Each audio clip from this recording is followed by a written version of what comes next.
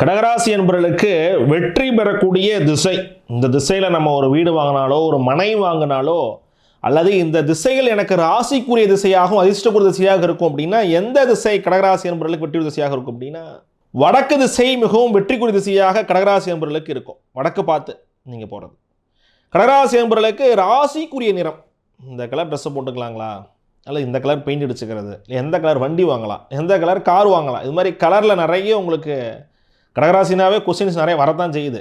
அப்போது கடகராசி என்பவர்களுக்கு ராசிக்குரிய நிறம் அப்படின்னா பழுப்பு நிறம், வெள்ளையும் லைட்டாக உங்களுக்கு பழுப்பு அந்த மிக்ஸ் பண்ண நிறம் ரொம்ப ஃபஸ்ட் கிளாஸாக இருக்கும், பழுப்பு நிறம் சொல்லுவாங்க.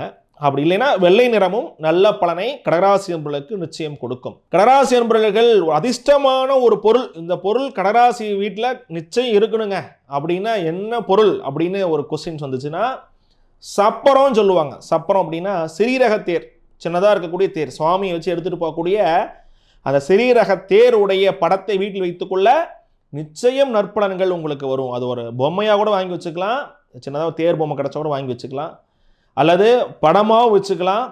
மிகப்பெரிய நற்பலன்களை கடகராசி என்பவர்களுக்கு கொடுக்கும்.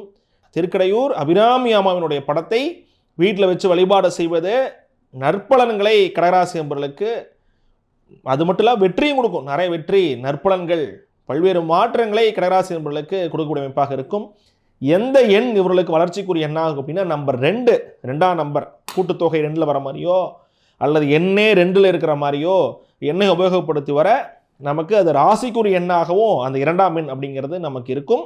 இன்னும் கொஞ்சம் நமக்கு அட்வான்ஸாக இன்னும் ஏதாச்சும் ஒரு கூட்டுத்தொகையில் அல்லது வேறு நம்ம என்ன வேணும் அப்படின்னு நினச்சிங்கன்னா நம்பர் 2ம் நம்பர் 9ம் உங்களுக்கு ராசிக்குரிய எண்ணாக இருக்கும். இந்த எண்களை நீங்கள் உபயோகப்படுத்தி கொள்ளலாம், நல்லாயிருக்கும்.